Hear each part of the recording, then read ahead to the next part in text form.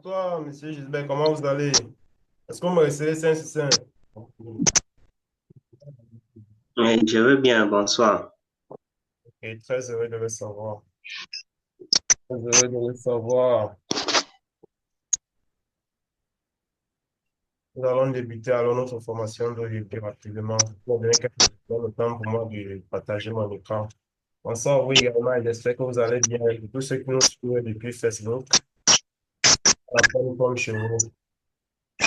Donc aujourd'hui, nous allons aborder un sujet très, très essentiel. Allons voir les différentes façons par lesquelles nous gagnons de l'argent dans la société d'aujourd'hui. Et toutes les personnes qui sont là dans le cadre de l'accompagnement du 30 jours qui est et au mois de janvier, je pense qu'à la fin de cette formation, chacun saura exactement sa position en soi. On va poursuivre ensemble, notre aventure va s'achever ici. Donc, je pense que chacun est déjà situé dans sa situation, sa position là présentement. Donc, je vais donner quelques secondes, je partage rapidement mon écran et nous allons dérouler ce qu'on a prévu pour aujourd'hui. On a pas mal de choses assez importantes, assez intéressantes. Euh, 2, 3 secondes, là. Quelques derniers petits configurations. On obtient.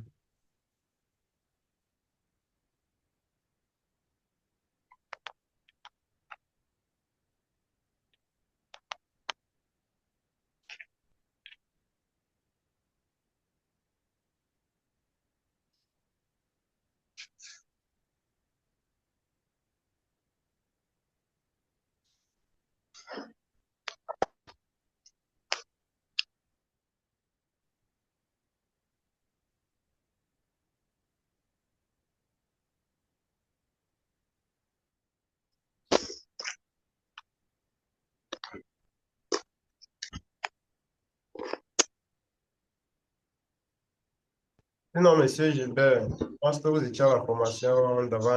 Comment vous avez trouvé la formation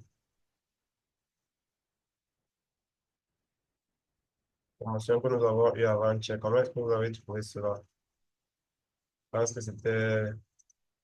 c'est intéressant, n'est-ce pas?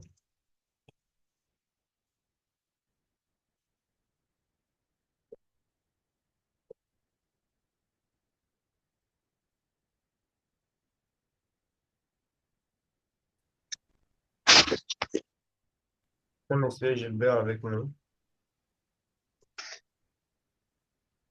Je ne vous suis pas bien. Je demandais comment est-ce que vous avez trouvé la formation que nous avons eue mardi le 18 février.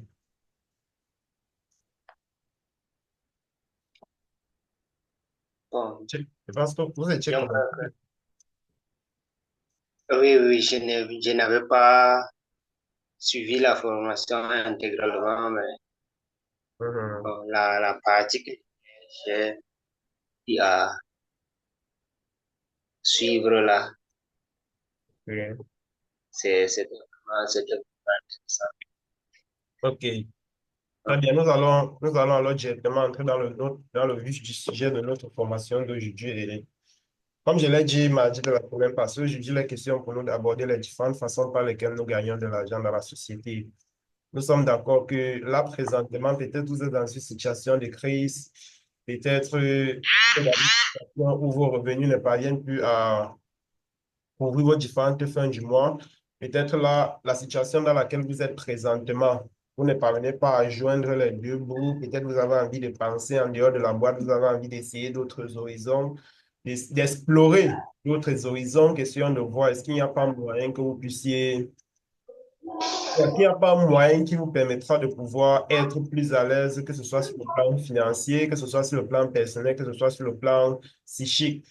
Donc, la formation d'aujourd'hui vous permettra de comprendre les différentes façons par lesquelles nous générons de l'argent dans la société. Et dans un premier temps, il sera question pour vous de comprendre d'abord la façon par laquelle vous gagnez votre argent. Donc, vous allez faire ce qu'on appelle une auto-évaluation. de vous, question de voir comment est-ce que je génère de l'argent présentement. Et par la suite, il sera question de comprendre, étant donné que chacun, en fonction de comment est-ce qu'il gagne de l'argent, il a certaines façons de penser, il a certaines habitudes, il a une certaine configuration au niveau du mindset ou au niveau du mental.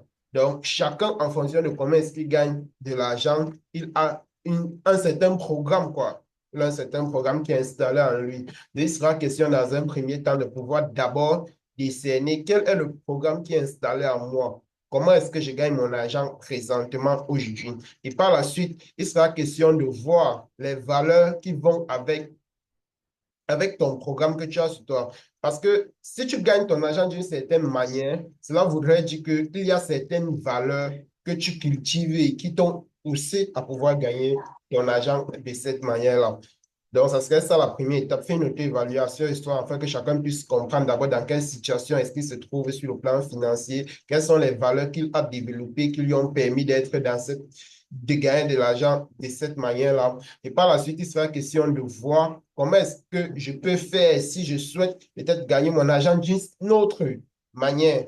Donc, il sera question d'abord de savoir les autres différentes façons qu'il existe de gagner de l'argent et comment est-ce que je peux faire si je souhaite changer ma façon de gagner de l'argent pour pouvoir gagner d'une autre manière? Quelles sont les valeurs que je dois développer? Quelle est la reprogrammation? Quelle est la configuration sur le plan mental que je dois développer pour pouvoir gagner de l'argent de cette manière-là? Comment est-ce que je dois m'y prendre, que ce soit sur le plan physique, que ce soit sur le plan comportemental, que ce soit sur le plan psychologique? En fait, il sera question de comprendre comment est-ce que vous allez vous reconfigurer pour pouvoir gagner de l'argent d'une autre manière. Et par la suite, on va voir les différents avantages de chaque façon de gagner de l'argent. Quand tu gagnes de l'argent de telle manière, quelles sont les différentes portes qui s'ouvrent à toi? Tu es plus avantageux par rapport à quoi? Et tu es aussi désavantageux par rapport à quoi? Parce que chaque cadran a les avantages et les désavantages. Donc, c'est un peu ça. Et pour pouvoir mieux expliquer cela, nous allons utiliser l'approche d'un célèbre écrivain, notamment Robert Kiyosaki, qui a édité un très, très grand livre à ce sujet, qui est le cadran du cash flow. Et dans le livre du cadran du cash flow, il met en évidence les quatre différentes façons que nous avons de gagner de l'argent dans la société. Donc, nous allons entrer en profondeur sur chacun de ces différents cadrans et on va mieux expliquer cela étape après étape. Donc, je dis, notre formation va être vraiment concentrée là-dessus. Donc, le cadran est un outil vraiment très puissant qui nous permet de comprendre notre situation financière et de nous positionner pour pouvoir atteindre notre liberté financière. Alors, pour mieux expliquer maintenant le cadran et chaque différent cadran, déjà, il faut comprendre de prime abord que le cadran est divisé en deux. Il y a deux grands groupes de prime abord. Nous avons une partie, la partie qu'on appelle la catégorie des pauvres. D'accord? Cette partie-là contient 95% de la population. Et ces 95% de la population-là ne détiennent que 5% des richesses mondiales. Par contre, nous avons l'autre partie qui est la partie des riches, entre parenthèses. Et ces riches-là sont juste une minorité. Donc, sont eux qui sont 5% de la population et eux, ils détiennent 95% des richesses mondiales. Maintenant, il faut essayer de comprendre qu'est-ce qui crée cet écart de disparité entre ces deux grandes catégories de la population-là, parce qu'en soi, nous tous nous venons au monde de la même manière. Nous tous nous venons au monde en pleurant, nous tous nous venons au monde en respirant. En fait, nous tous nous venons au monde de la même manière. Et les études ont prouvé que les 5% de la population qui sont dans la catégorie des riches, entre parenthèses, ce sont des personnes qui ont, pour la majorité des cas, construit leur richesse eux-mêmes. Donc, ils sont partis de zéro et ils ont mis sur pied certains mécanismes, ils ont mis sur pied certaines façons de faire qui les ont permis de pouvoir hisser au sommet de leur art afin de pouvoir accumuler et amasser assez d'argent. Donc, il sera question de comprendre d'abord dans un premier temps qu'est-ce qui crée la différence entre ces deux grandes catégories de la population et on va expliquer maintenant chaque cadran beaucoup plus en détail parce que les cadrans sont, en fait, généralement, c'est un carré dans lequel on a divisé D'accord? Donc, dans la première partie, nous avons les E, qui sont les employés. Les employés sont des personnes qui travaillent pour un salaire. Ce sont des personnes qui sont liées par une relation de subordination à un patron. Donc, ils dépendent d'un patron pour pouvoir vivre. Ça veut dire que quoi, si l'entreprise coule, le salarié est mort. Si le patron décide qu'à partir de ce mois, je vais te payer la moitié de ton salaire, l'employé n'a pas le choix. À l'époque, on appelait les employés les ouvriers. Les ouvriers. OK? On doit les appeler les ouvriers avant et ils avaient des tâches bien précises qu'ils devaient faire. Tout comme aujourd'hui, on a toujours des tâches bien précises qu'ils font. Et vous allez voir que la vie d'un salarié dépend entièrement de son patron. Vous allez voir que le style de vie qu'un employé va avoir va dépendre de ce que le patron veut qu'il ait. Si le patron veut que vous ne roulez jamais dans une voiture, vous n'allez jamais rouler dans une voiture. Si votre patron veut que vous n'habitez jamais dans un style de maison, vous n'allez jamais habiter dans ce style de maison-là. Si votre patron ne veut pas que vous allez au deuil, vous n'allez jamais aller au deuil. Si votre patron ne veut pas que vous fassiez quelque chose, vous n'allez jamais le faire parce qu'il détient la clé de votre liberté entre ses mains, notamment l'argent. Parce que nous sommes dans une société qui est capitaliste aujourd'hui. On a besoin de l'argent pour tout faire. Même pour manger, on a besoin d'argent. Même pour dormir, même on a besoin d'argent. Parce que si tu dors, tu n'as pas l'argent. Quand tu vas te réveiller, tu vas manger quoi. Même pour respirer, même. On a besoin de l'argent pour tout, quoi. Pour boire de l'eau, il faut l'argent. Pour aller même se mettre à l'aise, il faut payer. Tout ce qu'on veut faire dans ce monde aujourd'hui, il nous faut de l'argent. Et le patron contrôle donc ce que tu vas faire, comment est-ce que tu vas te comporter avec cet argent-là, en fixant tout simplement le montant d'argent que toi, tu vas recevoir. C'est lui qui détermine combien il va te payer.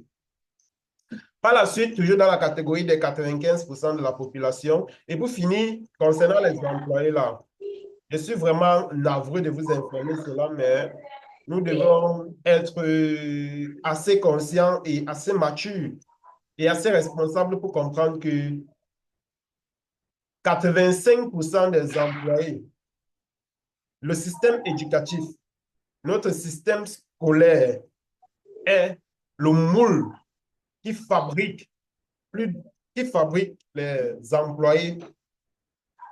Notre système éducatif a un moule qui fabrique uniquement des employés et c'est normal. À la base, c'est la raison pour laquelle les patrons ont créé l'école.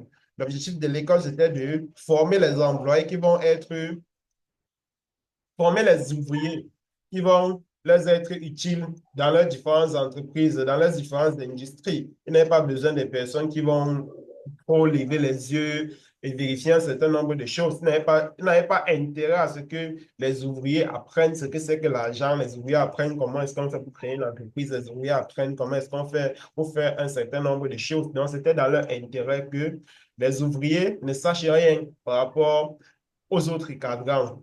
Vous voyez? Donc, l'école a été construite principalement pour former les ouvriers, pour former les employés. Et ils sont là. Près de 95% de la population se retrouve dans cette catégorie. Et nous sommes désolés, mais l'époque où les ouvriers avaient occupé une place importante dans la société, c'était à l'époque industrielle. L'époque industrielle qui est depuis 1900. Depuis 1900. Et nous sommes aujourd'hui au 21e siècle. Les choses ont tellement changé. La société a connu beaucoup de mutations. La société a connu beaucoup de révolutions. Et les emplois aujourd'hui sont de plus en plus, sont en train de disparaître de jour en jour. Pourquoi? Parce que les patrons préfèrent de plus en plus utiliser les algorithmes à la place des employés. Parce que les employés se sont rendus compte qu'à un moment donné, le patron s'enrichissait trop sur leur travail. Le patron voulait juste s'enrichir et il s'en foutait d'eux. Il s'en foutait de savoir comment est-ce qu'ils se portent, quel est leur état, est-ce qu'ils parviennent à manger avec l'argent qu'on donne, est-ce qu'ils parviennent à envoyer les enfants à l'école, est-ce qu'ils parviennent à rationner à la maison, est-ce qu'ils parviennent à faire un certain nombre de choses. Et les employés, étant donné que ce sont les êtres humains, ils ont commencé à créer ce qu'on appelle des syndicats pour se révolter contre cette façon que les patrons ont de leur traiter. Donc, ils ont commencé à créer des syndicats, ils ont commencé à marcher, ils ont commencé à se plaindre un peu de partout, ils ont commencé à créer les législations de travail pour pouvoir se plaindre, pour pouvoir revendiquer leurs droits et tout. Ça a poussé les patrons à se remettre en question, ça a poussé les patrons à pouvoir essayer de penser autrement. C'est là où il y a eu plusieurs révolutions. Ça entre dans la formation qu'on a vue mardi de la semaine passée. Il y a eu plusieurs révolutions qui ont fait en sorte que les employés deviennent de plus en plus moins utiles pour un employeur. Parce qu'aujourd'hui, il y a des algorithmes qui sont capables d'exécuter les mêmes tâches que les êtres humains. Il y a même les algorithmes qui exécutent des tâches beaucoup plus rapidement même que les êtres humains. Et en tant qu'employeur, en tant que patron, l'objectif, lorsqu'on crée une entreprise, c'est de gagner beaucoup d'argent. Ça veut dire quoi? Si on a un outil qui nous permet de pouvoir gagner rapidement de l'argent et si on a un outil qui nous permet de gagner plus d'argent par rapport à un humain, on va prendre cet outil-là. Et en plus, l'outil a beaucoup d'avantages, notamment l'outil ne part pas en retraite, l'outil ne part pas au deuil, l'outil n'est pas malade régulièrement, l'outil n'a pas de problème, l'outil ne peut pas créer des syndicats pour se plaindre, l'outil ne peut pas se plaindre à tout moment. Donc, le patron a plus d'avantages à utiliser une intelligence artificielle, un algorithme par rapport à un être humain. Et nous sommes désolés. Les différentes personnes qui partent à l'école et qui pensent que l'école va définir ce qu'ils vont être demain, ou bien qui pensent qu'un diplôme va définir ce qu'ils vont être demain, nous sommes navrés, mais nous sommes à une époque où le diplôme, on ne peut plus compter uniquement sur un diplôme. On ne peut plus compter uniquement sur un emploi pour pouvoir vivre. Une étude a également démontré que d'ici 2030, il y a 80% des emplois actuels qui vont disparaître. Et ces différents emplois-là seront remplacés par des algorithmes. Ces différents emplois seront remplacés par les emplois de, par, par les emplois qui vont être créés sur Internet. Donc aujourd'hui, nous sommes à une ère qui va extrêmement vite. Nous sommes à une ère qui est extrêmement dynamique et les différentes personnes qui ne vont pas s'adapter, les différentes personnes qui ne vont pas se reconfigurer sur le plan mental et essayer de penser en dehors de la boîte, essayer de voir les choses autrement, vont tout simplement être mises de côté. Parce qu'aujourd'hui, pour toutes les personnes, vous allez constater que la plupart des personnes qui se plaignent régulièrement dans la société, la plupart des personnes que lorsqu'ils prennent leur retraite, ils deviennent il devient une prise en charge pour la famille. Ce sont les employés. Vous avez constaté des fois, on a un parent dans la famille qui prend la retraite, il devient une prise en charge pour tous les enfants. Un peu, c'est lui qui t'appelle. Un peu, c'est lui qui t'appelle. Pourquoi? Parce que il a abandonné à lui-même. Il se rend compte qu'il y a certains trucs qu'il pouvait faire qu'il ne fait plus. Il y a certains privilèges qu'on accordait, qu'on ne l'accorde plus tout simplement parce qu'il a déjà pris sa retraite et que les choses ont changé. Donc, il y a tellement, tellement de choses auxquelles vous êtes exposés lorsque vous êtes un employé. Nous sommes à une ère où être un employé, c'est un danger. Être un employé, c'est un risque. Il n'y a pas un risque qui dépasse le risque d'être un employé à cette ère. Nous sommes à une ère qui est vraiment, vraiment très risqué pour un employé. Si quelqu'un compte sur son emploi pour pouvoir vivre, vraiment, nous sommes à une ère où son souhait ne peut vraiment pas être garanti. À part s'il veut vivre d'eau et d'eau, s'il veut vivre en, en ayant juste le strict minimum possible, parce que s'il veut déjà bien vivre là, il y aura une différence. Parce qu'il y a deux façons de vivre. Il y a les gens qui sont dans la vie et il y a les gens qui vivent. Donc, si vous voulez vraiment vivre, vous ne pouvez pas vivre dans cette ère en étant un employé. Par la suite, toujours dans la catégorie des 95% de la population, nous avons les travailleurs indépendants. Les travailleurs indépendants sont des personnes qui privilégient beaucoup plus l'indépendance. Ce sont des personnes qui vont également échanger leur temps contre de l'argent, pareil comme les employés. Parce que si un employé n'est pas, il ne gagne pas d'argent, le jour qu'il part en congé, ou bien s'il vient au travail un peu trop tard, le patron va couper sur son salaire. Un employé il échange son temps contre de l'argent. Et ce sont des personnes qui privilégient également en fait, ce sont des personnes qui n'aiment pas trop prendre des risques, quoi. Ce sont des personnes qui n'aiment pas trop prendre des risques. Ce sont des personnes qui aiment beaucoup travailler dur. Donc, les travailleurs indépendants sont également les personnes qui échangent leur temps contre de l'argent. Ce sont les personnes qui priorisent beaucoup plus l'indépendance. Dans cette catégorie, on va retrouver les ingénieurs, on va retrouver les travailleurs, on va retrouver les avocats, on va retrouver les dentistes, on va retrouver les spécialistes dans leur domaine, vous voyez. Donc, généralement, ce sont les personnes qui vont privilégier faire leur petite affaire. Ils vont constater que, bon, comme j'ai trop travaillé pour un patron, là, le patron, là, me dérange trop. Vaut mieux, je crée ma petite entreprise où je serai moi-même mon propre patron. Donc, ils vont aller créer leur propre entreprise, mais ils vont se rendre compte qu'il y a plus de mal à créer une entreprise que d'être un simple employé. Parce que quand vous êtes employé, vous faites juste ce que le patron vous demande de faire. Et à la fin du mois, vous avez votre argent. Par contre, lorsque vous décidez de créer vous-même votre propre entreprise, vous constatez d'abord que Avant, c'était vous qu'on payait. Maintenant, c'est vous qui allez payer les employés. C'est vous qui allez payer la secrétaire. C'est vous qui allez mettre le camion dans la voiture. C'est vous qui allez payer le chauffeur. C'est vous qui allez payer les loyers. C'est vous qui allez payer si.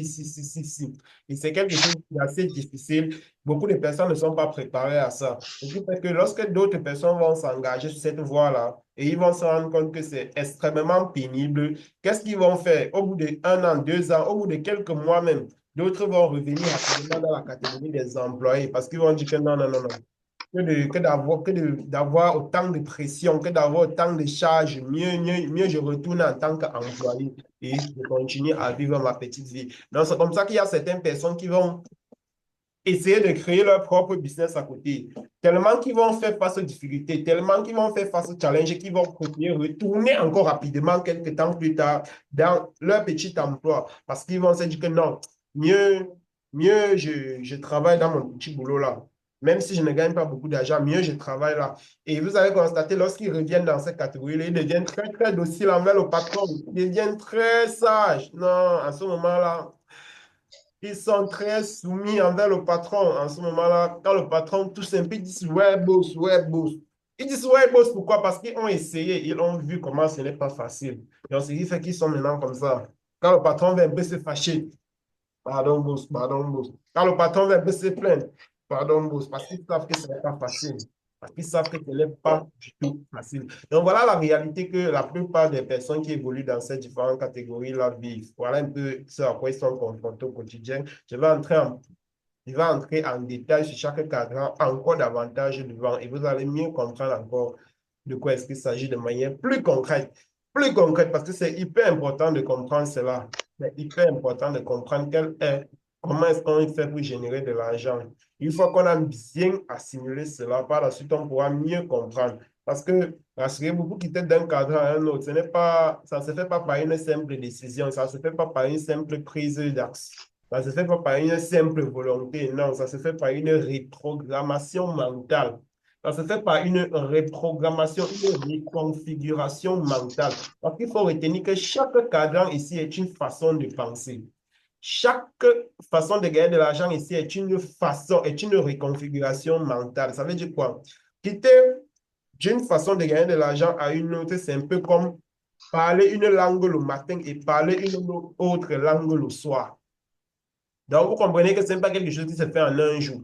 On ne peut pas quitter d'employé à travailler indépendant du jour au lendemain. Non, c'est un peu comme parler le français et l'anglais du jour au lendemain. Ce n'est pas quelque chose qui se fait. Il faut prendre du temps pour apprendre la nouvelle langue. C'est la même chose. Il faut prendre du temps pour apprendre les valeurs de chaque façon de gagner de l'argent. Parce qu'il faut comprendre que chaque façon de gagner de l'argent est entretenue par certaines valeurs. Et le plus important n'est pas de se concentrer sur comment on gagne de l'argent, mais le plus important, c'est de comprendre quelles sont les valeurs qui encadrent cette façon de gagner de l'argent-là. Qu'on une fois qu'on applique, une fois qu'on apprend ces différentes valeurs-là, une fois qu'on adopte ces valeurs-là, ça devient beaucoup plus facile de pouvoir gagner de l'argent de cette façon également. Maintenant, lorsqu'on migra du côté des personnes qui détiennent 5% des richesses mondiales, nous avons les propriétaires d'entreprises. Ce sont des personnes qui créent un système en développant leur intelligence financière. Ce sont des personnes qui mettent sur pied des systèmes. Premièrement, ce sont des personnes qui vont recruter des employés. Donc, ils vont recruter des employés, ils vont travailler pour eux.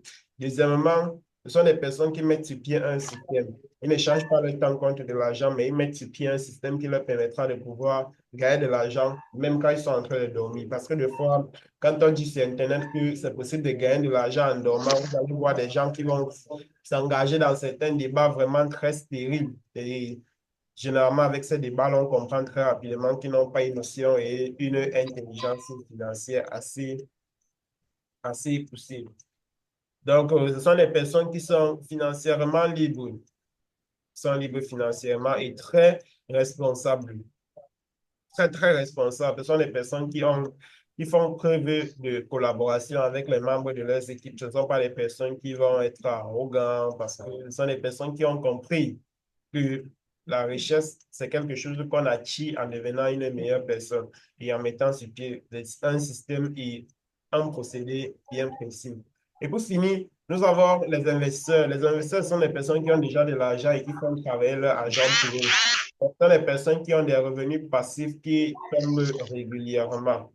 D'accord? Donc, ce sont les personnes qui ont déjà de l'argent, qui font travailler leur argent pour eux. Ce sont les personnes qui ont un temps libre. Ce sont les personnes qui sont libres financièrement. Ils sont libres et ils ont une liberté de temps. Ils peuvent faire ce qu'ils veulent, quand ils veulent, comme ils veulent et avec qui ils le souhaitent. Donc, voilà un peu de manière sommaire présenter les quatre différentes façons de gagner de l'argent dans la société aujourd'hui. C'est vrai qu'il y a, étant donné que nous sommes en Afrique, c'est important aussi d'entrer en détail sur certains points, notamment toujours dans dans la partie des travailleurs indépendants, parce que des fois, certaines personnes ne se reconnaissent pas à cela.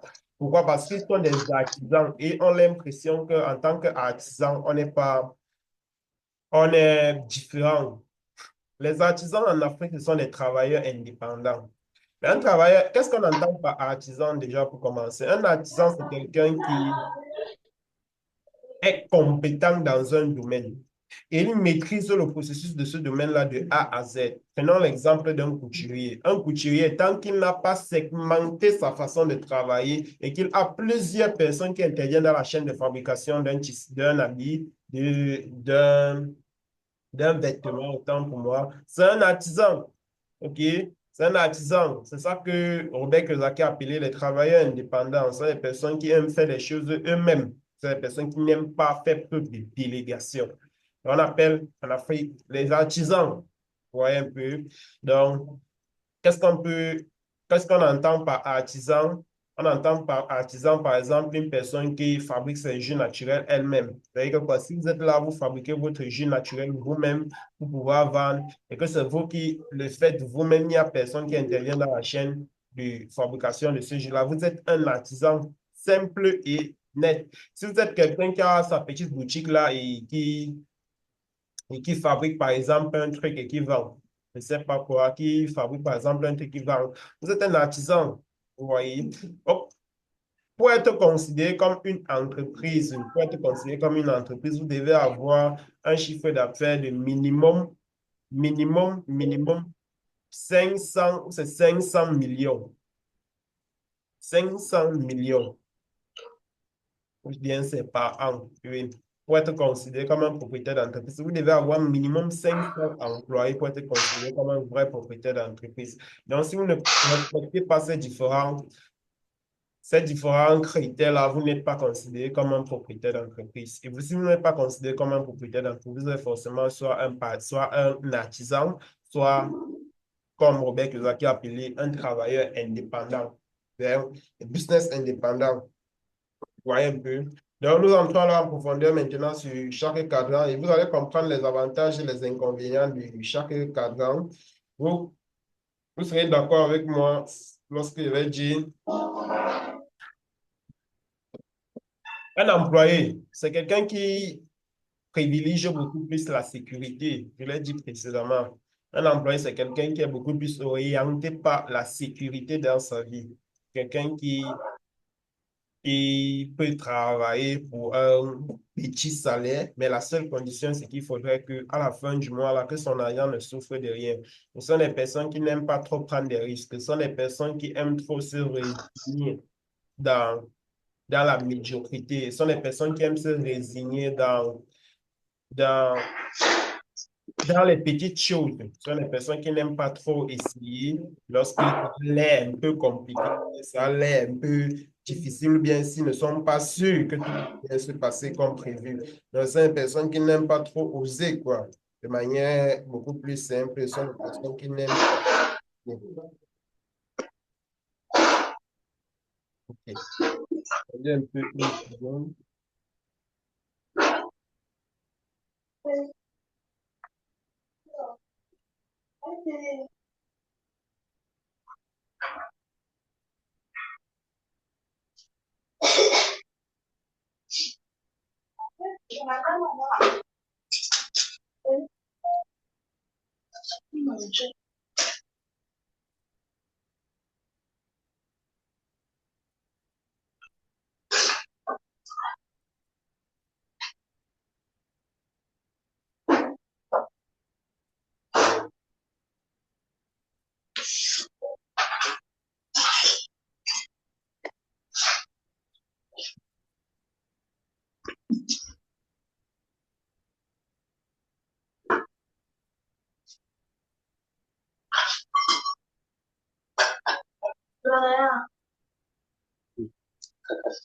comment dire,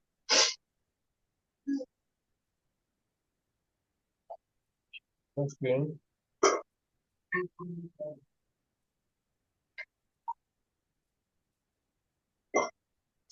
Dans quelques secondes, je ferai quelques petites choses.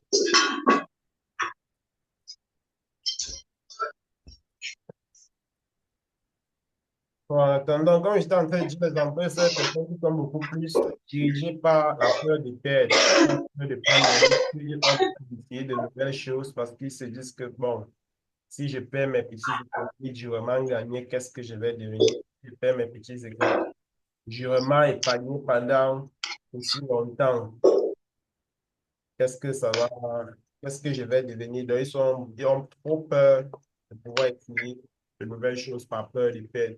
Par contre, les travailleurs indépendants, ce sont des personnes qui sont beaucoup plus dirigées par l'indépendance. Ils ont peur d'être contrôlés. Ils ont peur de ne plus avoir le choix. Donc, ils ont beaucoup plus peur d'être contrôlés, de ne pas avoir le choix. Ce sont des personnes qui vont beaucoup plus rechercher l'indépendance dans leurs différentes façons de faire. Ils vont privilégier l'indépendance par rapport à la liberté. Ils vont privilégier l'indépendance par rapport à la sécurité que les travailleurs indépendants, que les employés vont beaucoup plus rechercher. Par contre, les propriétaires d'entreprise, maintenant, ce sont les personnes qui sont libres, ce sont les personnes qui recherchent beaucoup plus la liberté financière, mais ils sont également très responsables. Ils sont très responsables. Ils aiment la responsabilité dans leurs différentes façons de faire. Et ce sont des personnes qui aiment également prendre des risques. Ce sont des personnes qui comprennent que si on veut avoir ce qu'on n'a jamais eu, il faudrait qu'on ait le courage de pouvoir faire ce qu'on n'a jamais fait parce que les mêmes causes produisent les mêmes résultats. Ce sont des personnes qui veulent avoir un style de vie de leur rêve. Ce sont des personnes qui souhaitent réaliser leur rêve de manière beaucoup plus précise. Ce sont des personnes qui veulent se réaliser. Ce sont des personnes qui sont orientées par l'envie de perdre, par l'envie de gagner autant pour moi et non pas la peur de perdre comme les employés.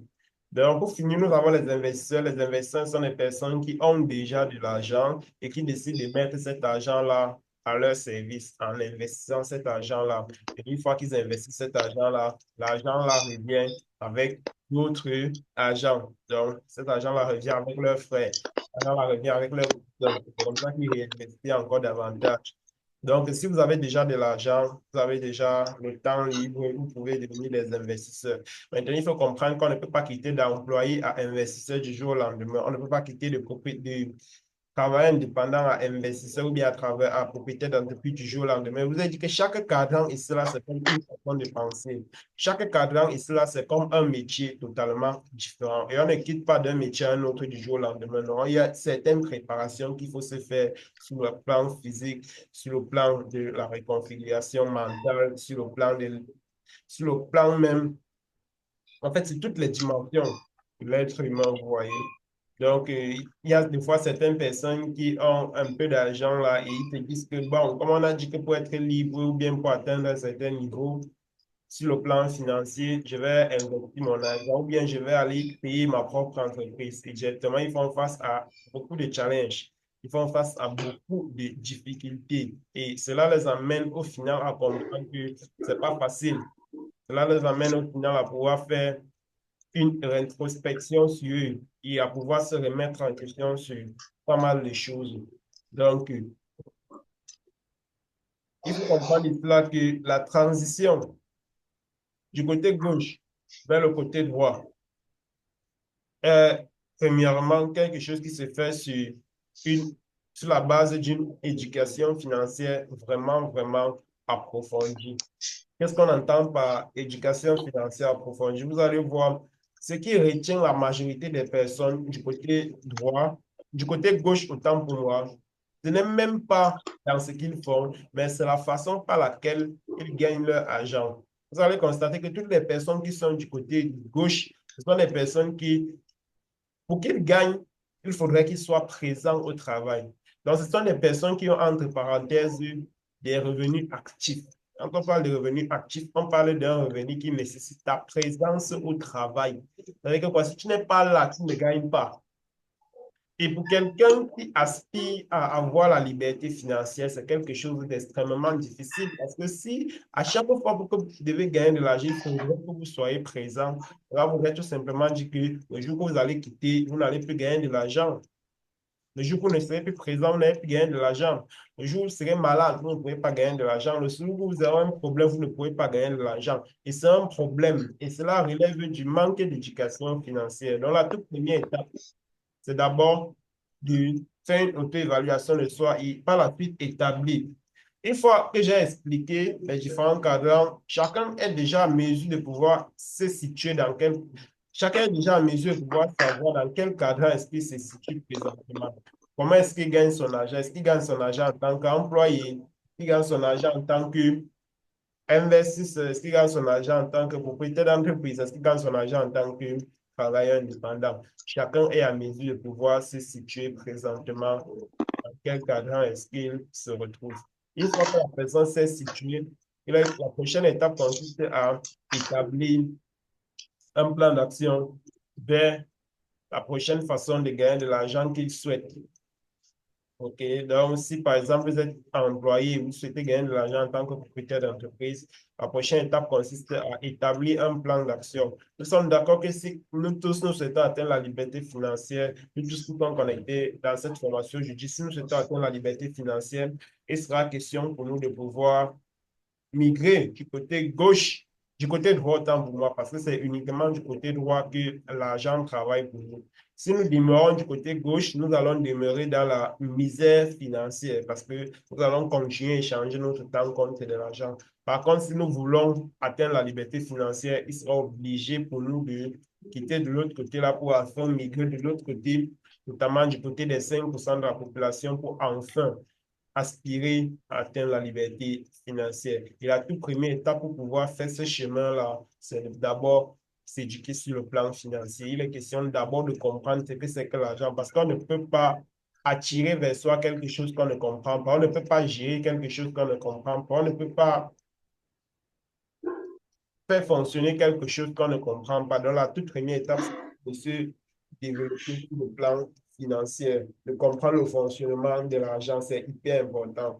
Par la suite, il sera question de pouvoir contrôler vos dépenses. Il sera question de pouvoir contrôler vos argent, contrôler vos dépenses, contrôler vos revenus. Ce que Robert Kiyosaki a appelé le cash flow. C'est la question pour vous de contrôler votre cash flow. L'argent qui tombe chaque mois, là, qu'est-ce que vous faites de ça? Comment est-ce que vous gérez cet argent-là? C'est la question pour vous de pouvoir travailler aussi sur cet aspect-là. La troisième étape va consister maintenant à développer un business. Il sera question pour vous maintenant de créer un business, de créer une entreprise qui va travailler cette fois-ci pour vous. Pourquoi? Parce que je vous ai dit, les employés sont des personnes qui travaillent pour un patron. Les artisans ou bien les travailleurs indépendants sont des personnes qui ont une petite entreprise qui dépend entièrement d'eux. Ça veut dire quoi? Ils ne peuvent pas déléguer leurs tâches. Ils ne peuvent pas déléguer ce qu'ils font au quotidien. Pour avoir un système qui travaille pour soi, pour atteindre la liberté financière, pour dormir et gagner de l'argent, il faut mettre sur pied une entreprise qui va travailler pour vous. Comme les propriétaires d'entreprise font en recrutant les employés dans leur entreprise, vous devez faire la même chose. Par la suite, maintenant, quatrièmement, vous devez investir intelligemment. Une fois que vous avez déjà mis sur pied une entreprise qui travaille pour vous, c'est la question pour vous maintenant d'investir cet argent-là pour enfin être libre sur le plan financier. Donc, une fois, l'entreprise vous permet de pouvoir acquérir, vous permet de pouvoir amasser de l'argent. Et par la suite, il vous faut maintenir une intelligence financière qui vous permettra de pouvoir réinvestir cet argent-là et de vous construire un portefeuille actif. Voilà un peu le cheminement qu'il faut faire pour quitter du côté gauche pour migrer du côté droit. pour migrer du côté des 5% de la population. Nous sommes d'accord que ça ne se fait pas par une simple décision. Nous sommes d'accord que ça ne se fait pas par oui, je veux. Nous sommes d'accord que ça ne se fait pas par une simple motivation. Ce n'est pas parce qu'on a vu une vidéo intéressante sur YouTube ou bien sur Facebook. On a dit que, bon, à partir d'aujourd'hui, je crée mon entreprise. Ce n'est pas ce qui se passe. Ce n'est pas comme ça que ça se fait. Si vous le faites, en fait, vous allez, vous allez, vous allez connaître quelque chose que vous n'avez jamais connu parce que vous allez vivre quelque chose d'extrêmement choquant. Ouais, ouais, ça serait extrêmement choquant, ça serait brutal même. Donc, ce n'est pas un changement, ce n'est pas quelque chose qui se fait par une simple volonté, par une simple décision, non, c'est quelque chose qui doit être bien pensé. OK? Maintenant, quelles sont les compétences essentielles? On va aborder maintenant chaque partie des différentes compétences qu'on a vues, notamment l'éducation financière. On va aborder ces différentes compétences de l'éducation financière là. Ensuite, on va aborder étape par étape la maîtrise du cash flow. Comment contrôler vos dépenses et vos revenus? C'est hyper important. Beaucoup de personnes cherchent l'argent, mais ils ne savent même pas ce que c'est que l'argent. L'argent, c'est quoi? Par la suite, nous allons entrer en profondeur dans le développement d'une entreprise. Par la suite, nous allons entrer en profondeur dans les investissements. Comment investir intelligemment, comment se construire un portefeuille actif. Nous allons détailler tout cela en profondeur. Alors, les compétences essentielles à savoir concernant l'éducation financière, concernant le cash flow. Qu'est-ce qu'on doit comprendre véritablement quand on parle d'éducation financière? En fait, c'est un concept très clé. C'est un concept clé dans l'enrichissement. On ne peut pas s'enrichir si on n'a pas une éducation financière assez. Vous allez constater la plupart des personnes qui sont considérées entre parenthèses riches. Ce sont des personnes qui ont une éducation et une intelligence financière extrêmement poussée. Ce sont des personnes qui savent comment gérer l'argent. Ce sont des personnes qui ont des notions assez... Ce sont des personnes qui ont des notions hyper poussées dans le domaine de la finance, dans le domaine de l'éducation financière. Parce qu'ils savent que c'est la clé. Beaucoup de personnes cherchent l'argent, mais ils ne savent même pas ce que c'est que l'argent. L'argent, c'est quoi? C'est quoi l'argent? Beaucoup de personnes ne le savent pas. Ils sont concentrés tous les jours à chercher l'argent. Oh, je veux l'argent. Oh, je veux être milliardaire. Oh, je veux être multimillionnaire. Oh, je veux ceci. C'est quoi l'argent? Moi, j'aime souvent le dire, l'argent est un outil. L'argent n'est pas une chose en soi. Beaucoup de personnes cherchent l'argent, beaucoup de personnes veulent être riches, beaucoup de personnes veulent être des personnes à succès, beaucoup de personnes veulent la réussite. Et ils courent derrière l'argent sans comprendre que l'argent est juste un outil. L'argent, c'est un peu comme une route. Beaucoup de personnes sont concentrées à chercher l'argent, l'argent, l'argent. L'argent, c'est comme une route. Se concentrer seulement sur comment gagner de l'argent, se concentrer seulement sur l'argent, c'est un peu comme se concentrer sur la route. La route nous permet d'arriver à une destination. Personne ne se lève chez lui, personne ne se lève chez lui le matin en disant que je m'en vais sur la route. Ça n'a pas de sens. Personne ne se lève chez elle le matin en disant je m'en vais sur la route. Ça n'a pas de sens du tout. Chacun se lève en se disant, je m'en vais à tel endroit, je m'en vais à tel endroit. Et pour pouvoir y arriver, on doit emprunter la route. Donc la route, c'est un outil, c'est un moyen d'arriver à notre destination. La route est un moyen qui nous permet d'arriver à notre destination et non la destination. L'argent est un moyen qui nous permet d'arriver à nos... L'argent est un moyen qui nous permet d'atteindre notre objectif. L'argent n'est pas un objectif. L'argent n'est pas un objectif. Et une fois qu'on a compris ça, il est important pour nous maintenant de comprendre comment investir intelligemment cet argent. D'abord, la première étape, d'abord, c'est l'épargne. Et une fois qu'on a compris que l'argent, c'est un outil, la première étape, d'abord, c'est l'épargne. Comment épargner intelligemment avec cet argent? Comment épargner intelligemment cet outil-là? Vous voyez? Une fois qu'on a fini d'épargner, il faut fructifier. Pour pouvoir fructifier, il faut investir. Comment investir alors intelligemment cet argent-là pour ne pas la perdre? Quels sont les différents véhicules d'investissement? Quels sont les différents canaux d'investissement? Comprendre cela. Il faut aussi avoir les notions concernant les impôts parce que lorsqu'on met sur pied une entreprise, nous serons traiter de la manière la plus forte, de la manière la plus féroce possible avec les impôts. On met sur pied une entreprise qu'on comprend véritablement le pays ou bien l'écosystème dans lequel on est. Moi, j'aime souvent le dire, pour comprendre un pays, entreprendre dans ce pays-là, vous allez mieux comprendre. Vous allez mieux comprendre ce pays.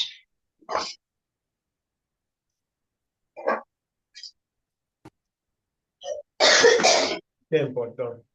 Par la suite, maintenant, il faut suivre vos dépenses et vos revenus et planifier votre avenir financier. Vous allez voir, beaucoup de personnes ne savent même pas quels sont leurs objectifs sur le plan financier. Beaucoup de personnes ne savent même pas pourquoi est-ce qu'ils... ou bien, beaucoup de personnes ne savent même pas quel est le montant d'argent qu'ils vont gagner peut-être d'ici 1 an, 2 ans, 3 ans. Beaucoup de personnes ne s'intéressent pas à ça.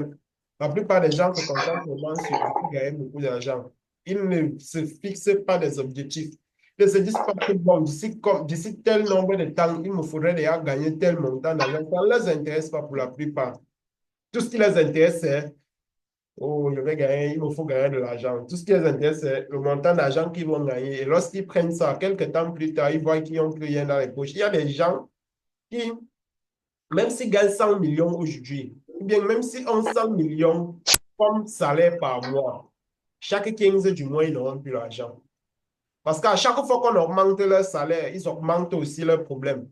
À chaque fois qu'on augmente leur salaire, des fois, il y a certaines personnes qui gagnent 500 000 francs le mois. Et ils disent que mais j'ai trop de problèmes, j'ai trop de charges. Oh, la famille me dérange. Oh, les impôts. Oh, les enfants me dérangent. Oh, la femme. Oh, ceci. Oh, cela.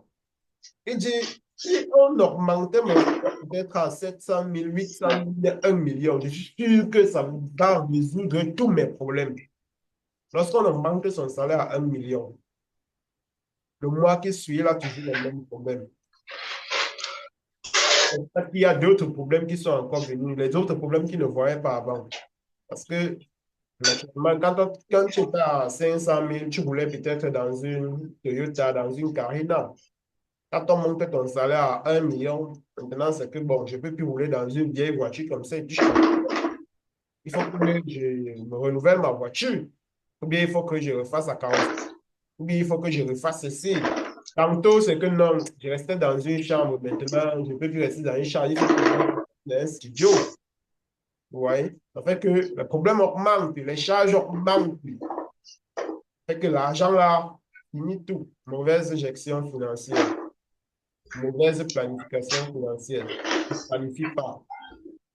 Il faut savoir que ne pas planifier, c'est planifier son échec. Si vous ne planifiez rien, vous êtes en train de planifier votre échec. Donc, à vous de voir. À vous de voir.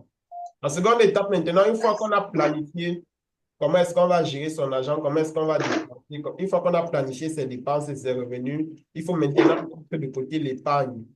Il y a plusieurs façons, il y a plusieurs raisons pour lesquelles on épargne de l'argent.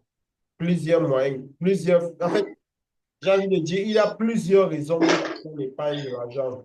Premièrement, on épargne pour les urgences. Il y a certaines personnes que si ont une urgence aujourd'hui, ils sont obligés d'aller toquer chez le voisin parce que même 5 francs, ils n'ont plus. Même 5 francs, ils n'ont pas quelque part. Que sinon, ils ont une urgence là maintenant. Une urgence peut-être, un problème de santé. Ils sont obligés d'appeler un peu de partout pour qu'on puisse les aider. Parce que même 5 francs, ils n'ont pas mis de côté pour cette urgence-là. C'est bien d'épargner, mais il faut également mettre l'argent à côté pour les urgences. Il faut également mettre de l'argent à côté pour les imprévus. Il faut mettre de l'argent à côté pour les imprévus parce qu'on ne sait pas, on ne peut pas, on ne sait pas ce qui va arriver tant que ça n'est pas arrivé. Il faut mettre de l'argent à côté pour les imprévus. C'est hyper important. Il faut mettre l'argent à côté pour, par exemple, en fait, il faut structurer de manière très simple. Il faut structurer et budgétiser tous vos dépenses. Ça entre dans le cadre de nos différentes formations que nous avons au sein de la communauté Système Vainqueur. On a toute une formation spécialisée sur l'éducation. On vous apprend étape par étape comment gérer votre argent de A à Z. Parce que beaucoup de personnes ont des difficultés à ce niveau-là, au niveau de la gestion financière. Donc, mettre de côté de l'argent, l'épargne, on épargne dans des cas d'urgence, on épargne pour les objectifs financiers. On peut épargner parce qu'en fait, on doit avoir plusieurs catégories de l'épargne. Il y a un épargne qu'on met de côté pour les urgences, il y a un épargne qu'on met de côté pour les urgences. Ça n'a rien à voir avec l'épargne des imprévus parce que si vous êtes là, on vous appelle que ouais, telle personne est morte. Il faut peut-être contribuer pour le deuil. On appelle ça imprévu. Vous pouvez sortir de chez vous, vous voyez un article et que vous n'avez pas prévu acheter cela, mais que c'est important. Vous achetez, on appelle ça un imprévu. Vous devez budgétiser, vous devez mettre un argent de côté pour cet imprévu-là. Si vous sortez là, vous avez une situation, je ne sais pas, peut-être vous avez envie d'investir ou bien peut-être vous avez envie de lancer un projet d'ici 1 an, 2 ans, vous devez épargner pour ce projet-là. Donc, il y a plusieurs raisons pour lesquelles on épargne. On entre en profondeur dans, dans les différentes formations que nous avons dans la communauté. Nous avons maintenant l'investissement. L'investissement, cela consiste à investir l'argent que vous avez épargné pour votre objectif. Et je tiens à préciser qu'on n'épargne pas pour rien. On ne met pas de l'argent à côté juste parce qu'on a envie de mettre. On met de l'argent à côté pour un objectif qu'on souhaite atteindre, pour un projet qu'on souhaite lancer, pour un business qu'on souhaite mettre en exécution. On n'épargne pas parce qu'on a envie d'épargner. Sinon, c'est qu'on ne va rien faire avec l'argent. Rien faire avec. On épargne pour un but. On épargne pour une raison précise. Maintenant, une fois qu'on a accumuler l'argent nécessaire, il est question maintenant d'investir de manière intelligente cet argent-là qui va nous produire des revenus passifs, va nous produire des revenus passifs. Donc, voilà un peu de manière simplifiée.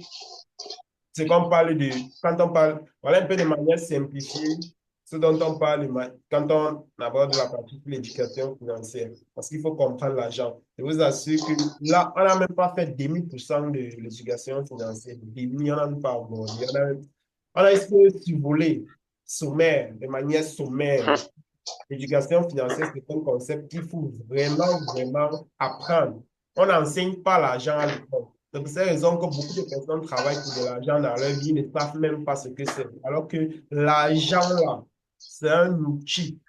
L'argent, c'est un outil. Il y a plusieurs éléments qu'il faut prendre en considération pour pouvoir attirer cet argent-là, pour pouvoir faire en sorte que cet outil-là soit notre serviteur et non notre maître. Il y a plusieurs éléments qu'il faut prendre en considération. Alors, une fois qu'on s'est éduqué, il est question maintenant de créer un business qui va travailler pour nous. En quelque sorte, il est question maintenant de créer un système d'affaires qui va travailler pour nous. Un système où on va faire preuve de délégation et déléguer certaines tâches.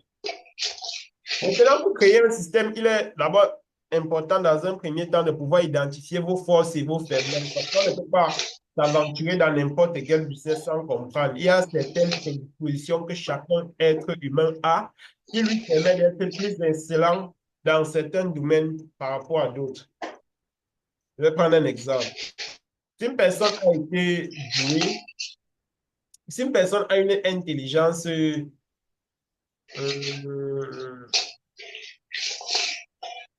émotionnelle, une personne a une intelligence émotionnelle, je pense que cette personne-là pourra facilement être plus à l'aise si elle s'oriente dans la création d'une entreprise dans le domaine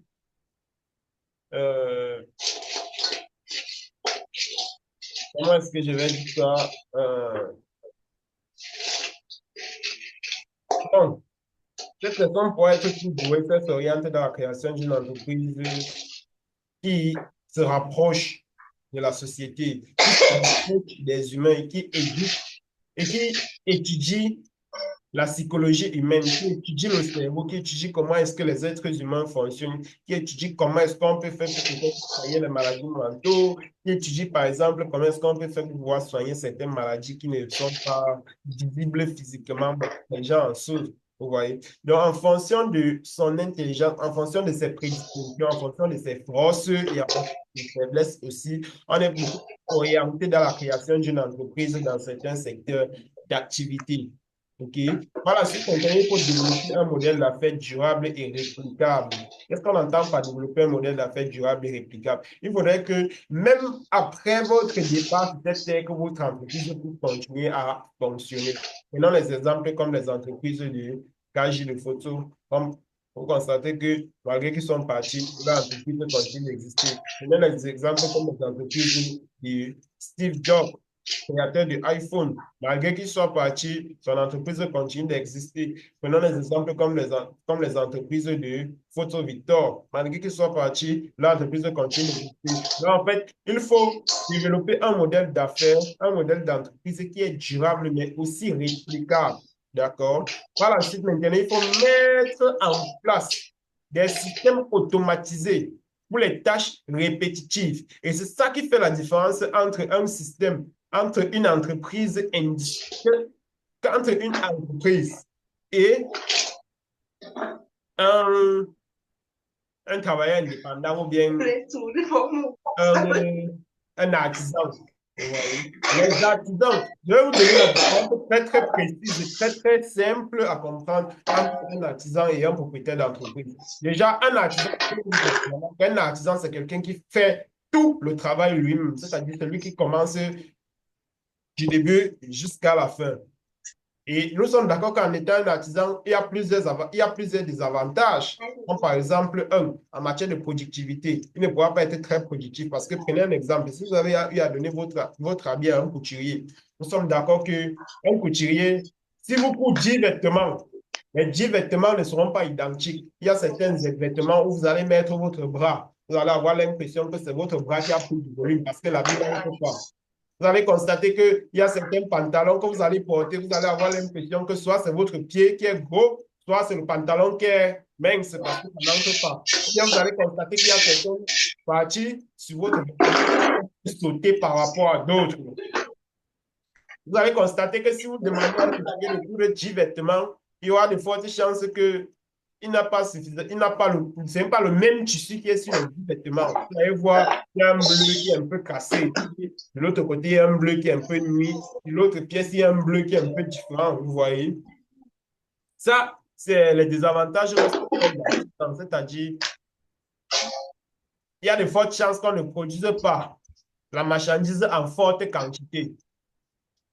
Vous voyez un peu, parce que si quelqu'un travaille seul, il ne peut pas peut-être coudre 200 pièces en une journée. Il ne peut pas coudre 200 habits en un mois. Il va vous dire que non, il me faut peut-être 2 ou 3 mois pour pouvoir le faire, parce qu'il travaille seul. Deuxièmement, il faut être très compétent pour être un artisan. Pour être un artisan, il faut être quelqu'un d'extrêmement compétent parce qu'il faut maîtriser toutes les différentes étapes du système. Ce n'est pas quelque chose de facile. C'est la raison pour laquelle beaucoup de personnes ne s'en sortent pas dans ce modèle d'affaires. Troisièmement, pour être un artisan encore, il faut être quelqu'un qui n'aime pas trop gagner. Parce que si vous souhaitez gagner beaucoup d'argent, vous n'allez pas vous en sortir en tant qu'artisan. Et vous allez constater que la plupart des artisans sont des personnes qui survivent.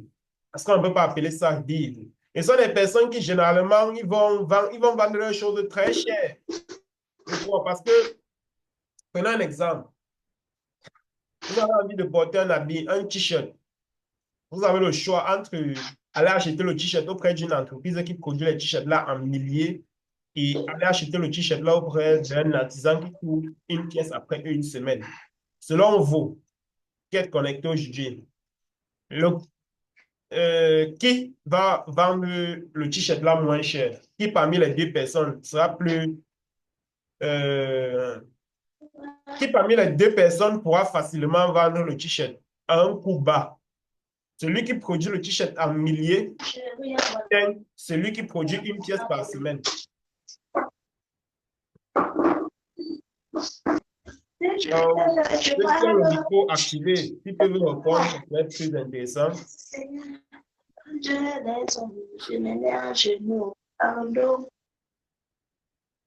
Allô? Oui. Ouais, j'ai posé une question. Si vous pouvez répondre pour qu'on puisse avancer. C'est bien celui qui produit en milliers. Exactement. C'est celui qui produit en milliers. Pourquoi? Parce qu'il produit en masse. Et comme il produit en masse, il peut vendre à des coûts un peu plus bas. Par contre, celui qui produit une pièce, qu'est-ce qu'il va faire? Lui, il vend avec l'émotion. Parce il va se dire, mais la bise, j'ai trop souffert pour coudre ça. D'abord, j'ai dessiné la bise là pendant 2 heures de temps. Parce que c'est la première étape pour coudre un habit, il faut d'abord dessiner. Donc, j'ai dessiné ça pendant 2 heures de temps. J'ai coupé avec les ciseaux pendant 3 heures de temps. J'ai racolé, j'ai cousu, j'ai fait ceci pendant tel nombre de temps. Non, non, non, non, je ne peux pas vendre ça à un coût aussi moins cher. Je ne peux pas vendre ça aussi. En fait, lui va vendre avec l'émotion. Il va vendre avec toute la sueur qu'il a mis sur le travail là. Il va vendre avec toute son énergie. Tout ça. En fait, il va vendre tout. Un t-shirt qu'il a un type qu'on peut facilement payer peut-être à 5 000 ou 10 000. Lui va vouloir vous vendre ça à 25 000, 30 000, 50 000.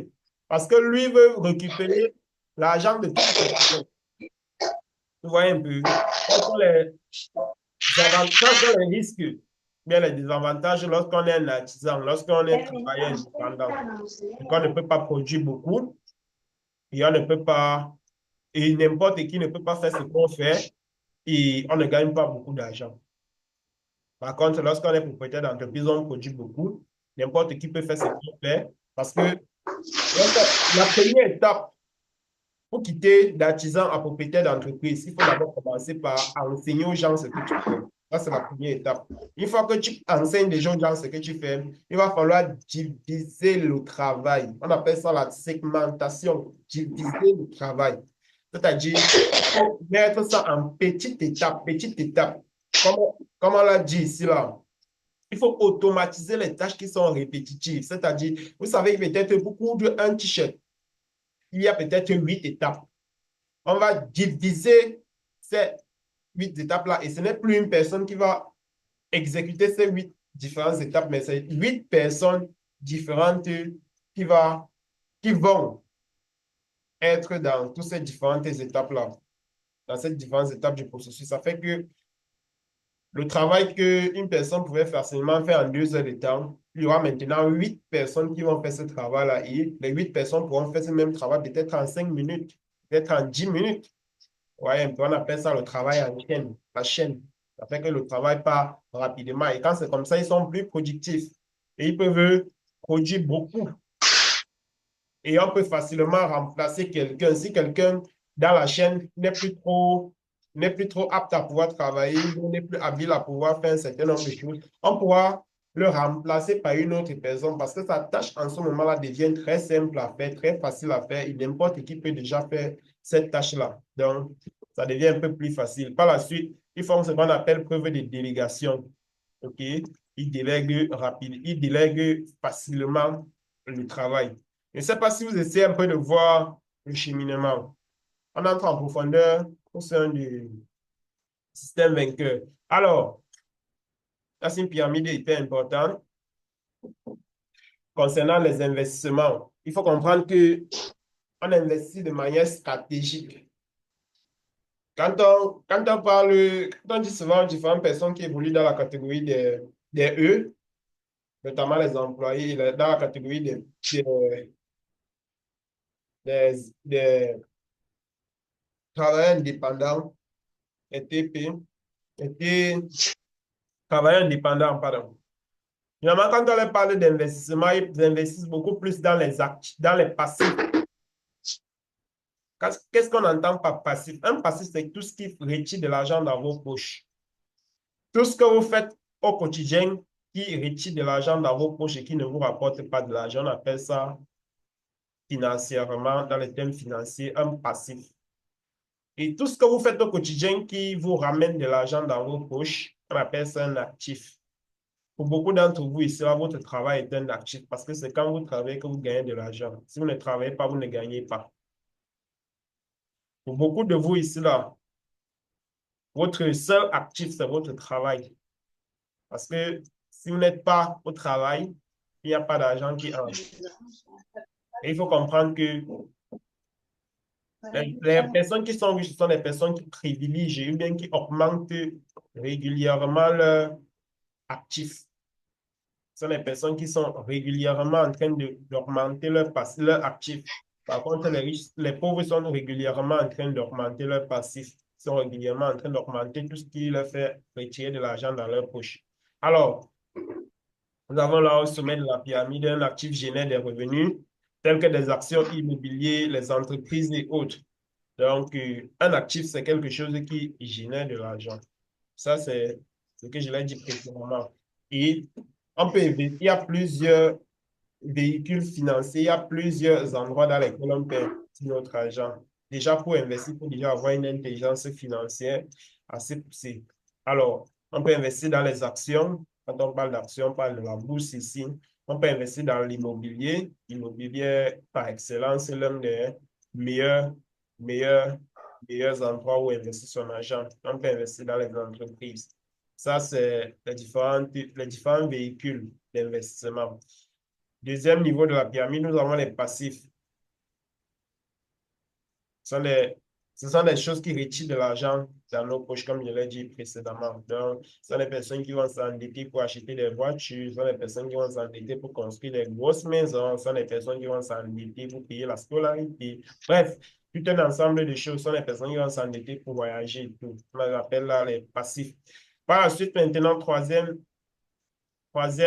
niveau de la pyramide, nous avons la diversification. Il faut répartir votre argent dans différentes classes d'actifs. Ici, la question de pouvoir diversifier votre revenu. Vous allez constater que la stratégie de diversification du revenu, là, c'est une stratégie qui est beaucoup plus employée par les personnes, entre parenthèses, pauvres, parce qu'ils ont peur de perdre de l'argent et par peur de perdre de l'argent et par peur de perdre leurs petites économies durement gagnées, qu'est-ce qu'ils vont faire?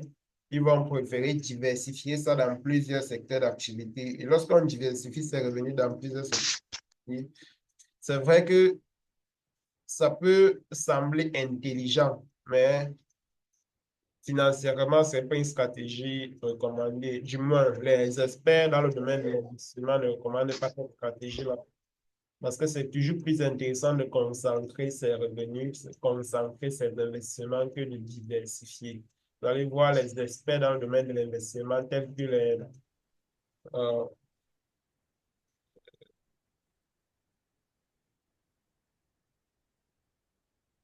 bref, j'oublie son nom. Ça va revenir probablement, ça va revenir tout à l'heure, je vais vous dire. Donc, les experts dans le domaine de l'investissement conseillent plutôt la concentration de l'investissement et non la diversification en matière d'investissement.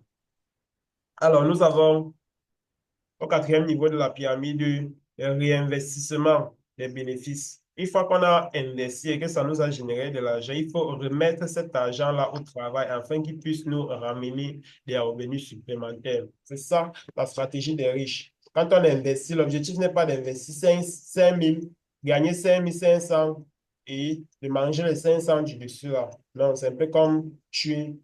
C'est un peu comme tuer son enfant une fois qu'il vient au monde. Non, c'est pas bon.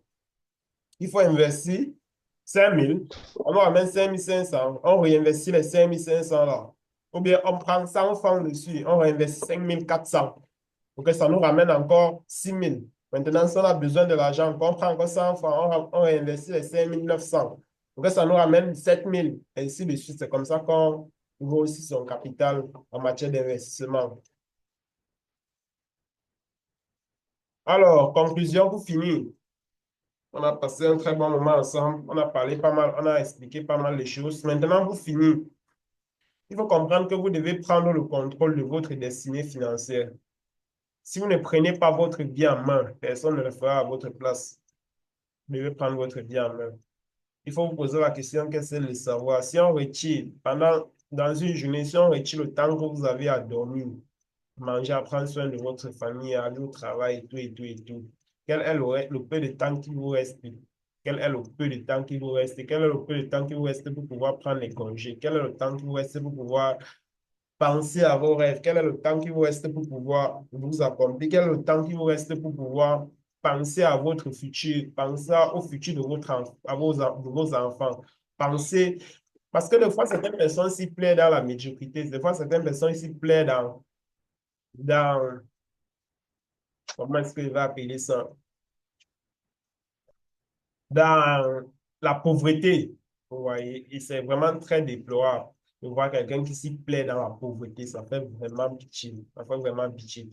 Donc, je pense qu'au sortir de cette formation, chacun d'entre vous a vraiment exploré les autres horizons. Chacun d'entre vous a véritablement compris comment est-ce qu'il gagne son argent et qu'est-ce qu'il doit faire s'il souhaite aller plus loin. Qu'est-ce qu'il doit faire s'il souhaite voir en dehors de sa zone de confort. Qu'est-ce qu'il doit faire s'il compte aller vraiment bien au-delà de cela? Je pense que chacun d'entre vous a vraiment eu une brève idée là-dessus et je pense que chacun pourra vraiment mettre cela en application et de pouvoir, déjà, la première étape, c'est d'abord de se remettre en question pour essayer de comprendre est-ce que la façon par laquelle je gagne mon argent aujourd'hui me plaît. Si ça vous plaît, tant mieux, parce que l'objectif dans la vie, c'est d'être heureux. Si vous pensez que pour être heureux, il faut travailler pour un patron, peut-être votre travail là, c'est votre passion. Qui sait, vous restez dans votre passion. Mais si vous pensez que si vous pensez que vous méritez d'avoir mieux et que c'est peut-être l'entrepreneuriat qui vous intéresse, que la création d'entreprise qui vous intéresse, là, en ce moment-là, nous pourrons vous accompagner à pouvoir mettre sur pied votre entreprise. Mais la toute première étape commence par la remise en question, par une introspection profonde ce soir. Est-ce que je suis à l'aise? Est-ce que ça me convient? Si oui, tant mieux. Si ce n'est pas bon, on essaie de voir les choses autrement et de penser en dehors de la boîte et de penser en dehors de sa petite cachette dans laquelle nous sommes habitués à aller tous les jours. Alors, j'espère que cette formation vous a intéressé. J'espère que vous avez pris du plaisir à suivre cette formation, tout comme moi. Donc, je vais arrêter le partage d'écran et je vais activer le micro. Si vous avez des questions, des zones d'ombre sur certains points, je vais tout simplement vous apporter plus d'éclaircissement et plus d'éléments de réponse. Merci. Alors, Monsieur Gilbert, vous avez suivi attentivement cette brillante présentation. Est-ce qu'au sortir de là, vous avez des zones d'ombre, des questions sur certains points auxquels vous souhaitez qu'on vous apporte plus d'éclaircissement maintenant?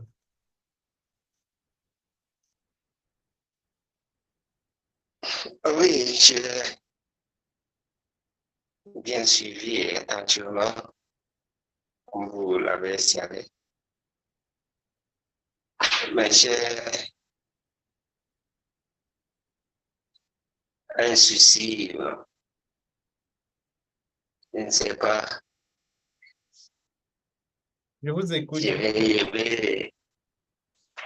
je vais, j'aimerais savoir, OK. est-ce que dans vos explications, euh, vous avez dit, nous tous nous le constatons avec regret, que notre système éducatif est un système qui nous moule à manière que nous soyons des employés.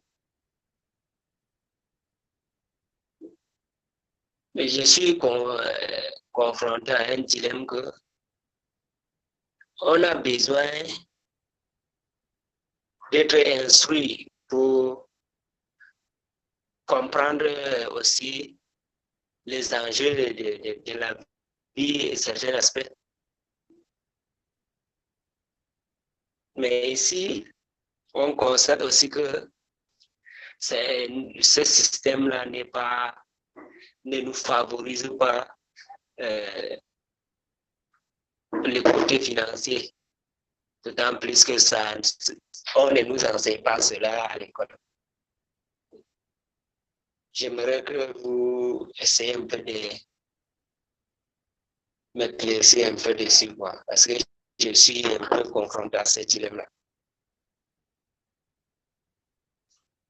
Ok, monsieur Gilbert, merci pour votre question. Très, très bonne question. Donc, si j'essaie de résumer pour me rassurer que j'ai très bien compris votre question, m'a fait comprendre que, étant donné que notre système éducatif est un moule qui fabrique en gros les employés, ça c'est vrai. Et en même temps, nous avons besoin d'instruction pour pouvoir nous en sortir dans la vraie vie. Comment est-ce qu'on va faire si on a besoin d'aller à l'école pour obtenir cette instruction-là? Et en même temps, c'est cette école-là qui nous forme à devenir des employés. Comment est-ce qu'on va faire pour pouvoir s'en sortir dans la société? C'est bien ça? Bien, j'ai pas... Justement, Alors, effectivement ça. ok, c'est une très très bonne question. C'est une très bonne question, monsieur. Je vais essayer de vous apporter. Alors, il faut savoir que déjà, concernant, concernant l'instruction, dont vous avez parlé tout à l'heure, déjà, l'école n'est pas le seul moyen, n'est pas le seul endroit où on obtient, où on s'inscrit. L'école n'est pas le seul endroit où on peut s'inscrire, hein, où on peut s'éduquer. Déjà, est-ce que nous sommes d'accord là-dessus? Il faudrait qu'on parle d'abord de ce postulat-là. Est-ce que vous êtes d'accord d'abord que l'école n'est pas le seul endroit où nous pouvons nous éduquer?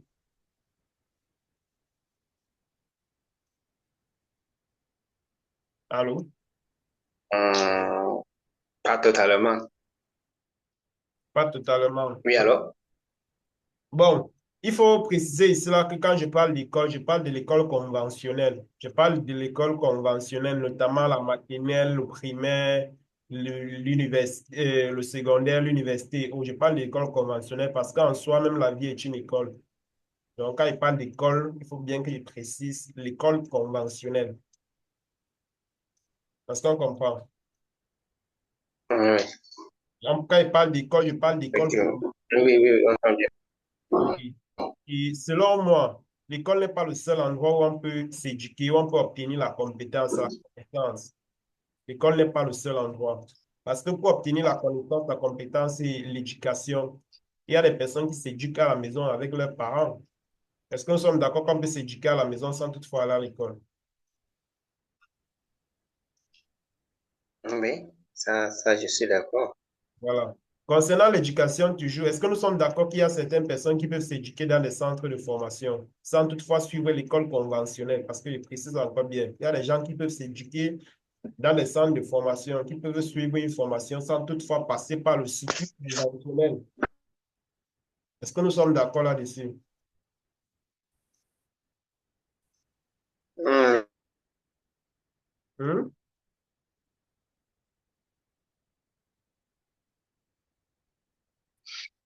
Nous sommes d'accord là-dessus. Nous oui, sommes oui, également je suis d'accord qu'il y a d'accord. Nous sommes également d'accord qu'il y a certaines personnes qui peuvent s'éduquer en suivant des formations ou bien en achetant des livres. En lisant, il y a des personnes qui peuvent obtenir la compétence dans les lectures, dans la lecture des livres. Il y a des personnes qui peuvent s'éduquer sur les réseaux sociaux, par exemple. Il y a des plateformes de formation en ligne. En fait, nous sommes à une ère où l'information est une commodité. C'est-à-dire, nous sommes à une ère où quelqu'un n'a plus d'excuses pour dire je suis obligé de faire ci. Nous sommes à une ère où l'information a été démystifiée. On a démocratisé l'information. Tout le monde peut accéder à l'information. Nous sommes à une ère où, en fait, nous sommes à l'ère de l'information. Donc, quelqu'un n'a plus d'excuses où il va dire que non, je suis obligé de faire ci, je suis obligé d'aller à l'école pour me former. Non, on n'est pas obligé d'aller à l'école pour obtenir une connaissance, pour obtenir une compétence. Maintenant, il faut également comprendre que l'école, mon objectif en faisant cette formation n'est pas de tirer sur l'école. Je ne suis pas en train de dire que l'école est mal, l'école est mauvaise. Non, ce n'est pas ça mon discours. Ce n'est pas ça mon discours. Mon discours n'est pas de dire que l'école est mauvaise, l'école est mauvaise, ça ne sert à rien. Ça ne sert du tout à rien. Ce que je dis, c'est que lorsqu'on va à l'école, il faudrait qu'on éduque les enfants, qu'on éduque aux enfants à connaître exactement ce qu'ils partent chercher à l'école. Il ne faudrait pas que les enfants partent à l'école uniquement pour payer le diplôme et passer et s'asseoir à la maison que j'ai le master 4, mais je cherche le travail. Ça ne sert à rien. Comment une personne qui a le doctorat rentre s'asseoir à la maison et dit qu'il cherche le travail? Donc, avec toute l'école qu'il a fait, là, on ne l'a pas appris comment est-ce qu'on peut faire pour avoir le travail. Parce qu'on trouvait ça normal. Une personne fréquente pendant 25 ans, il obtient le doctorat, il vient s'asseoir à la maison. Il dit que j'ai cherché le travail, je ne vais pas trouver. Chaque jour, il passe le temps à écrire, j'ai l'honneur de, j'ai l'honneur de. Donc, avec toute l'école que tu as fait, on ne t'a pas appris comment t'en sortir, comment te battre pour avoir de l'argent. Tout ce qu'on t'a appris, c'est comment écrire, j'ai l'honneur de. C'est ça que moi, c'est sur cette. En fait, c'est là que moi, je ne suis pas d'accord. Je ne suis pas en train de dire que l'école est mauvaise parce que l'école a beaucoup d'avantages, c'est vrai. L'école nous apprend à nous insérer sur le plan social, professionnel. L'école a beaucoup d'avantages et l'école ne suffit pas. Se concentrer uniquement sur l'école aujourd'hui ne suffit pas. C'était à l'époque industrielle que l'école, quand on était diplômé, on était vu comme le plus grand de la société. Mais nous ne sommes plus à cette ère aujourd'hui. Il y a les docteurs qui sont au chômage, il y a les ingénieurs qui sont au chômage. Donc, venir dire que non, parce que tu as le master, parce que tu as le doctorat, tu dois travailler ou bien que tu mérites tel poste, ça n'a plus de sens. Nous ne sommes plus à cette ère-là aujourd'hui. Vous voyez? Donc, je ne suis pas en train de tirer sur l'école en disant que l'école ne sert à rien. On a besoin de l'école. Nous tous, nous sommes passés par l'école ici. Nous tous, on est passés par là. On ne dit pas que l'école ne nous a pas apporté les biens ou bien. Ce n'est pas ça le discours. Mais ce que je suis en train de dire, c'est que lorsqu'on va à l'école, si moi, on m'avait averti de cela très tôt, si on m'avait dit dès le début, que c'est entre au secondaire, que Rodrigue, si tu sais pourquoi tu vas à l'école, si tu sais exactement la raison pour laquelle tu vas à l'école, ou bien si ton objectif c'est d'être riche plus tard, ne va pas à l'école, c'est que j'aurais gagné en temps. C'est que j'aurais gagné en temps, c'est que j'aurais lancé le business très tôt. C'est que je devais lancer le business très tôt. Mais on ne nous a pas éduqué là-dessus. On disait seulement va à l'école. Si tu veux être quoi demain, va seulement à l'école. Si tu veux être n'importe quoi, obtiens un diplôme. Si tu veux être n'importe quoi, c'est avec ton diplôme que tu vas faire ça. On a tous suivi le processus là. On a tous suivi le processus là.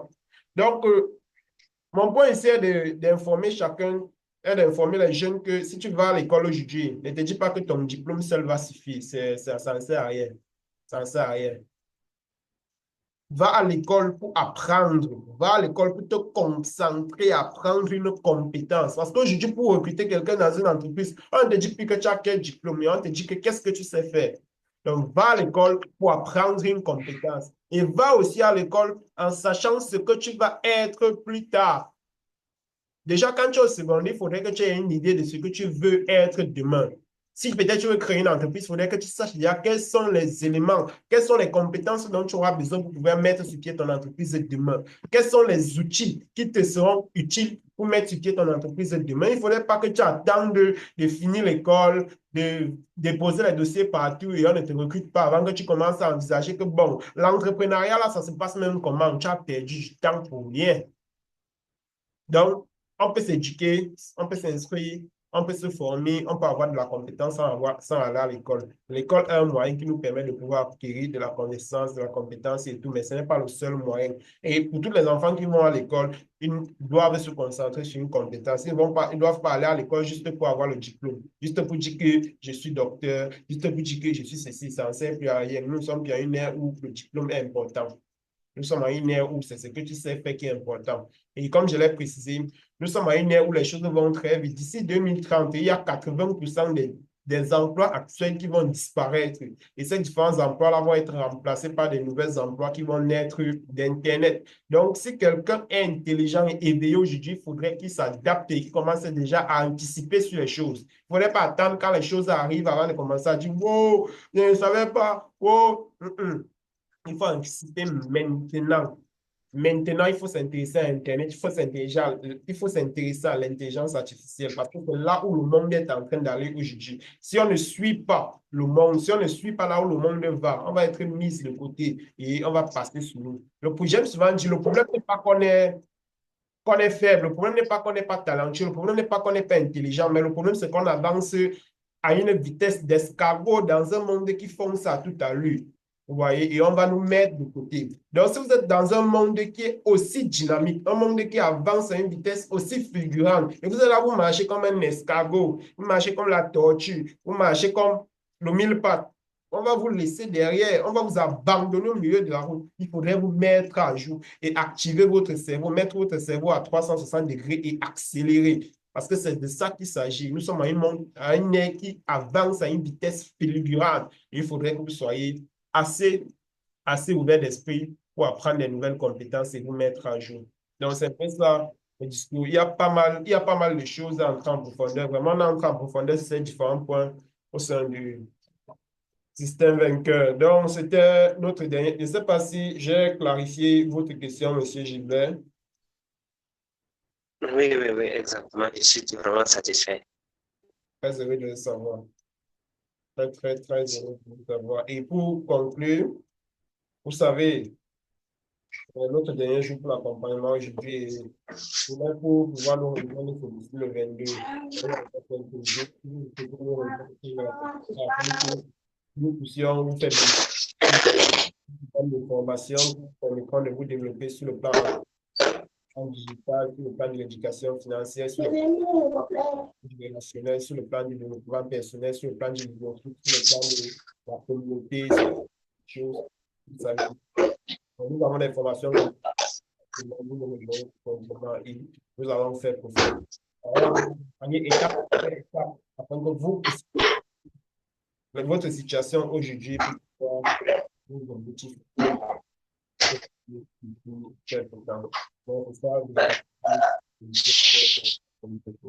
Donc, si tout est OK, on va donc se dire au revoir. Oui, il y a les différents. C'est bon? Merci. Merci beaucoup. Donc, si vous souhaitez parmi nous, vous savez tout ce que vous avez à faire. Vous me laissez juste un message sur WhatsApp et je vais vous donner les différentes informations dont vous avez besoin pour pouvoir nous rejoindre au sein de l'équipe. Bon, bref, vous avez il y a toutes les informations, donc vous nous laissez juste un message afin qu'on puisse vous guider. Donc, je vous souhaite une très, très bonne soirée et c'était vraiment un plaisir de partager cette formation hyper enrichissante avec vous. Donc, Allez, on se dit à très bientôt. merci. La ligne est tellement dégradée chez nous. Merci. Comment? Merci, merci. Même comme la ligne est tellement dégradée chez nous. Ah, d'accord. Merci.